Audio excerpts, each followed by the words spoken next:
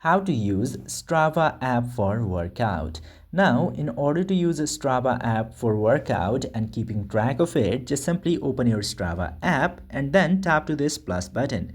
Then select manual activity from here, and now after selecting manual activity, in place of this run option, you just simply need to tap into that and scroll down until you find the option of workout in here. As you can see here, in the other sports you will find the option of workout. Select it, and after this fill your activity in this section. For example, title of your activity, what kind of workout that you want to do, or you can just write workout, and after that describe your activity, and you can add photo, video if you want, and add all of the activity stats and details, and then you can make it public for everyone to see all of your stats and details of your workout. And this way you can very easily keep track of your workout and help it with the Strava app. If this video was helpful to you, don't forget to hit that subscribe button.